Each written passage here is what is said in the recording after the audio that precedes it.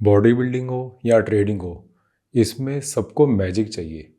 But असली growth तब होती है जब आप बोरिंग चीज़ों को कंसिस्टेंटली करते रहते हो। जैसे कि फर्स्ट पॉइंट है, बेस्ट स्ट्रेटजी के पीछे भागना।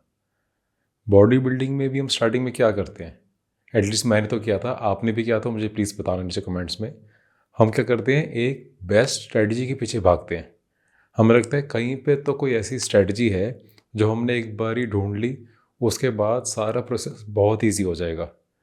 मैंने स्टार्टिंग में इतनी सारी यूट्यूब वीडियोस देखी थी एंड जब मैंने बॉडी बिल्डिंग स्टार्ट की थी उस टाइम पे, जब मैं फिटनेस में आया था उस टाइम पे यूट्यूब पे इनफैक्ट इतनी ज़्यादा वीडियोस भी नहीं थी। तब एक ब्लॉग होता था bodybuilding.com, वहाँ पे जाके मैं रिसर्च करता रहता था कि what are the best exercises for biceps. उस टाइम शौक होता है उस सब चीज़ों का। या what are the best exercise for shoulders, for wider shoulders. तो हमेशा मैं ऐसा कुछ ढूंढता रहता था कि एक बार ही बस ये पता चल जाए ना, उसके बाद सारा प्रोसेस तो ईजी हो ही जाएगा एंड मुझे रिजल्ट्स बहुत जल्दी मिलना स्टार्ट हो जाएंगे। एंड फिर ट्रेडिंग में भी हम सब यही करते हैं। हम सोचते हैं किसी के पास ऐसी एक स्ट्रैटी है जो हमें एक बार ही पता चल गई, फिर हमें कभी लॉसेस ही नहीं होंगे, या लॉसेस होंगे भी तो बहुत कम होंगे। हम इसी चक्कर में बार बार सबके पीछे भागते रहते हैं, एक एक यूट्यूब वीडियोस देखते रहते हैं, सारे पॉडकास्ट देख लेते हैं, कुछ नहीं हम कंटेंट छोड़ते। ये उसके पीछे हमारा यही होप होती है कि हम कहीं ना कहीं से ऐसी एक स्ट्रेटजी हमें मिल ही जाएगी जिसके बाद हमारी जो पूरी ट्रेडिंग जर्नी है बहुत आसान हो जाएगी। मैंने खुद स्टार्टिंग में सेमिनार्स में, वेबिनार्स में, बुक्स में, कोर्सेज में कम से कम 3-4 लाख मैंने खर्चे हैं। वो ठीक है, वो इन्वेस्टमेंट है, उसको मैं एक्सपेंस नहीं मानता हूँ, वो इन्वेस्टमेंट था, अच्छी था।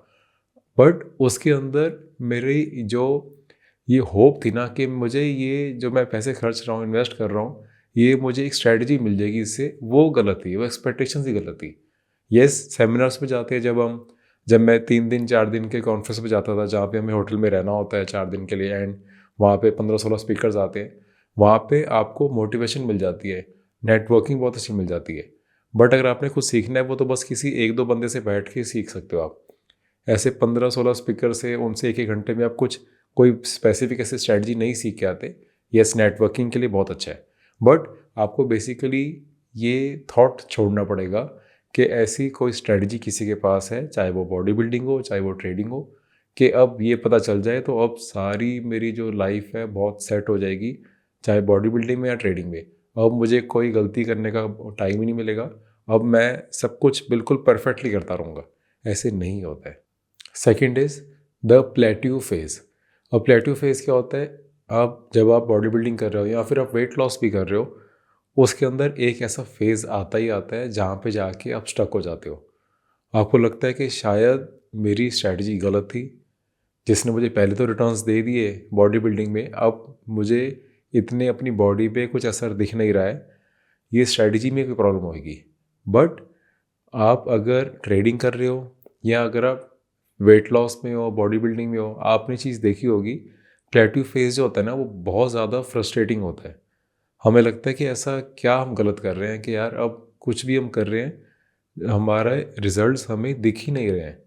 एंड जितना लंबा ये फेज़ निकलता है ना, जितना ज़्यादा देर तक हम इस फेज़ में फंसते हैं, उतना ज़्यादा हम फ्रस्ट्रेट हो जाते हैं एंड उतना जल्दी हम पूरे प्रोसेस को ही छोड़ देते हैं।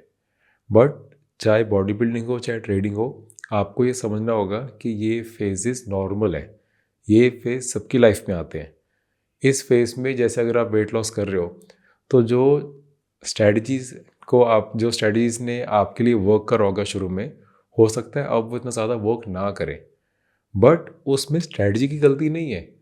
आपकी बॉडी अडेप्ट करती है एंड आपको माइनर ट्विक्स, माइनर चेंजेस करने होते हैं, बट ओवरऑल अपने जो बेसिक्स है वो उसी को फॉलो करना होता है। जैसे वेट लॉस के अंदर आपको कैलोरी डेफिसिट में खाना है, तो ये सेम रहेगा आपका। बट यस, अगर आप 2 महीने 3 महीने बाद आप स्टक हो गए हो एक ही वेट पे, तो आपको हल्की से अपनी कैलोरी से प्ले करना होगा, बट बेसिक्स जो है, फंडामेंटल्स तो सेम ही रहते हैं।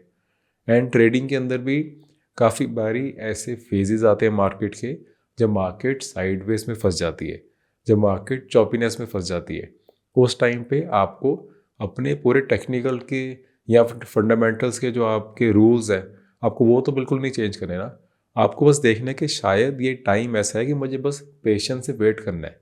शायद मुझे इस टाइम पे कुछ भी नहीं करना है, इस टाइम पे शायद मैं और हार्ड वर्क करूँगा या करूँगी, या मैं अपनी स्ट्रैटेजी बिल्कुल ही चेंज कर दोगे, तो फिर उसके बाद आप दोबारा कन्फ्यूज़ हो जाओगे। आप कहोगे यार अब ये शायद स्ट्रैटेजी ही गलत थी, शायद मुझे अपने पूरा प्रोसेस ही चेंज करना है। तो उस चक्कर में आप फिर बार बार स्ट्रैटेजी हॉपिंग जिसको मैं कहता हूँ, कि इस स्ट्रैटेजी से जंप करके दूसरी स्ट्रैटेजी, उससे जंप करके तीसरी स्ट्रैटेजी, फिर आप कंसिस्टेंटली किसी एक स्ट्रैटेजी पे स्टिक ही नहीं कर पाओगे एंड बस यहाँ वहाँ भागते रह जाओगे। रोज़ रोज़ कोई ना कोई न्यू स्ट्रैटेजी सीख रहे होगे, पिछली स्ट्रैटेजी को छोड़ रहे होगे एंड रिजल्ट्स आपको फिर भी नहीं आ रहे होंगे।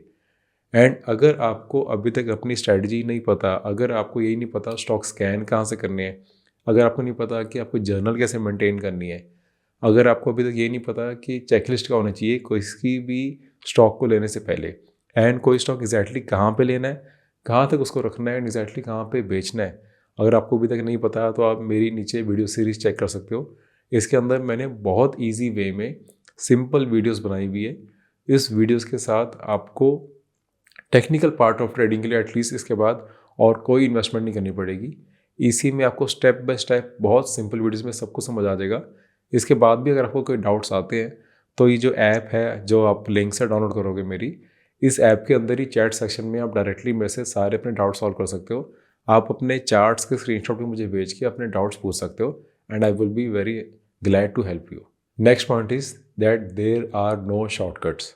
आई नो ये सुनने में बहुत क्लीशे लग रहा है, आपने बहुत बारी सुना होगा, बट ये बहुत ज़रूरी पॉइंट है ट्रेडिंग में या बॉडी बिल्डिंग में। पहले बॉडी बिल्डिंग की बात कर लेते हैं। अगर बॉडी बिल्डिंग में आपने शॉर्टकट्स यूज़ किए तो लॉन्ग टर्म के लिए आपके हेल्थ के ऊपर जो असर आता है वो आपको पता है। काफ़ी लोग पेशेंस लूज़ कर देते हैं एंड शॉर्टकट्स के पीछे भाग जाते हैं, एंड हो सकता है कि जब उनका यंग टाइम है तब उनको उतना बॉडी पे असर ना दिखे, बट विद टाइम वो शॉर्टकट्स का जो इफेक्ट है वो उनकी बॉडी पे दिखता ही दिखता है एंड वो बहुत बहुत ज़्यादा हार्मफुल हो जाते हैं। ट्रेडिंग के अंदर भी कोई शॉर्टकट्स नहीं है। ट्रेडिंग में जब भी आप कोई शॉर्टकट्स यूज़ करने का ट्राई करते हो उसका रिजल्ट आपको पता है क्या होता है। शुरू शुरू में ट्रेडिंग में भी हो सकता है आपको रिजल्ट्स दिख जाए एंड उससे आपको ये फॉल्स होप मिल जाती है कि शायद ऐसे शॉर्टकट से हम अच्छी ट्रेडिंग लाइफ टाइम के लिए कर सकते हैं, बट उसमें भी आपको रिजल्ट्स बहुत जल्दी दिख जाते हैं। कितनी जल्दी आपके वो सारे प्रॉफिट्स वापस चल जाते हैं and in fact most of the time आपकी पूरी कैपिटल वापस ख़त्म हो जाती है। जब वो हो जाता है, जब आपसे नुकसान हो जाता है, चाहे आपकी बॉडी पे हो या आपकी ट्रेडिंग करियर पे हो, आपकी कैपिटल में जब नुकसान हो जाता है उसके बाद आप रिग्रेट करते हो कि यार ये नहीं करना चाहिए था, बट तब तक ऑलरेडी बहुत लेट हो चुका होता है। तो इसलिए प्लीज़ शॉर्टकट्स के पीछे मत भागो। ये एक लॉन्ग टर्म गेम है, चाहे आपकी हेल्थ हो चाहे आपकी ट्रेडिंग में वेल्थ हो। इसको आराम से कंसिस्टेंटली बड़े पीसफुली करना चाहिए। Next point is every one is different. हम सब अलग हैं, इसीलिए आपकी अगर बॉडी बिल्डिंग कर रहे हो या वेट आप लॉस कर रहे हो तो जिस स्पीड से आपका वेट लॉस होगा आपकी किसी और फ्रेंड का शायद उस स्पीड से नहीं होगा, या जो जो आपको खाने की चीज़ें जो आपको फूड आइटम सूट करते हैं हो सकते हैं किसी और को बिल्कुल सूट ना करते हो। इसलिए कभी भी आप एक रैंडम कोई स्ट्रेटजी लेके उसको फॉलो करना मत स्टार्ट कर दो। आप अपने हिसाब से देखो कि आपको क्या सूट कर रहा है एंड देन उसको रिलीजियसली फॉलो करो। ट्रेडिंग में भी सेम है। अब हर किसी की कैपिटल अलग है, हर किसी का रिस्क एपेटाइट अलग है, हर किसी का ओवरऑल माइंडसेट ही अलग है। कोई शॉर्ट टर्म में भी बहुत आराम से ट्रेड कर लेता है, किसी को थोड़ा सी swing trading positional trading peacefully करने की ज़्यादा हैबिट होती है, उसको वो सूट करता है। तो इसलिए आपको अपने हिसाब से वर्क करना है। आपको ये नहीं देखना है कि कोई और क्या यूज़ कर रहा है मैं भी सेम स्ट्रेटजी मैं भी सेम स्टेप्स फॉलो करूँ।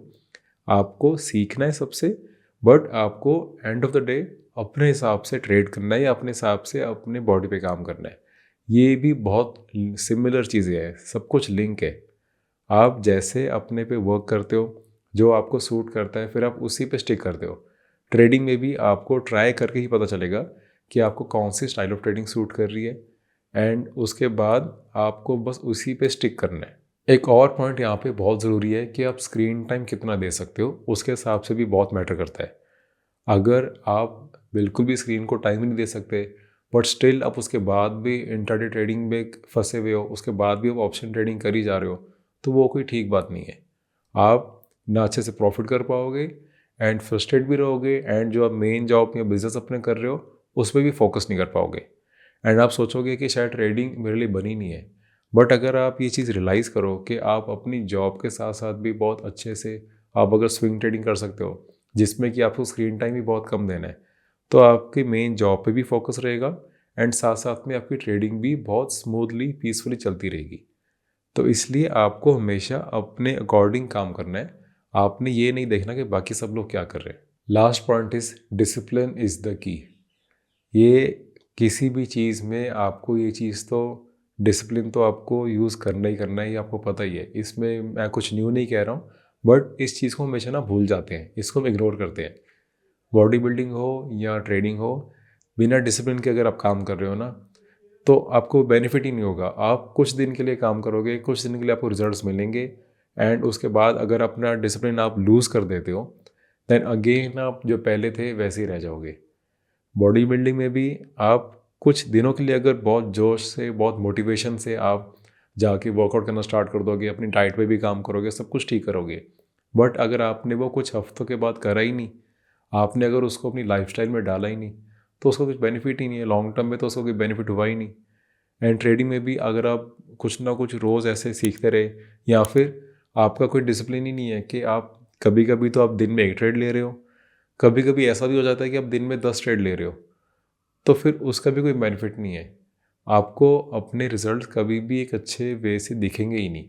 आप हमेशा ही कभी बहुत अच्छा प्रॉफिट कर लिया, 3-4 दिन बहुत अच्छा रिटर्न्स आ गए, 5वें दिन सारा वापस, फिर 3-4 दिन बहुत अच्छा प्रॉफिट आ गया, फिर 5 दिन वापस, या फिर कुछ हफ्तों के लिए बहुत अच्छा प्रॉफिट आ गया, फिर ऐसा कोई एक हफ्ता आ जाता है जब वो पिछले सारे 4-5 हफ्ते का प्रॉफिट वापस चल जाता है। तो ये डिसिप्लिन आप नहीं फॉलो करते हो, इसलिए होता है।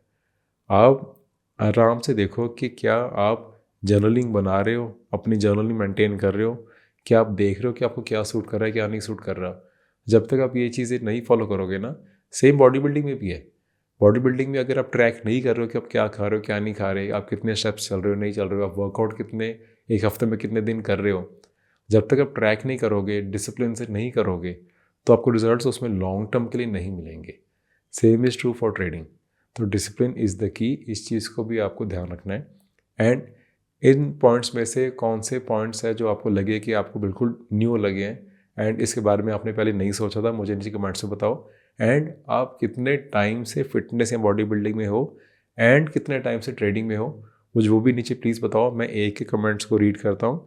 एंड आपको भी ये चीज़ रियलाइज़ हुई थी कि बॉडी बिल्डिंग में एंड हमारे हेल्थ में एंड हमारी ट्रेडिंग में बहुत ज़्यादा सिमिलैरिटीज़ है, तो वो भी मुझे आप नीचे बताओ।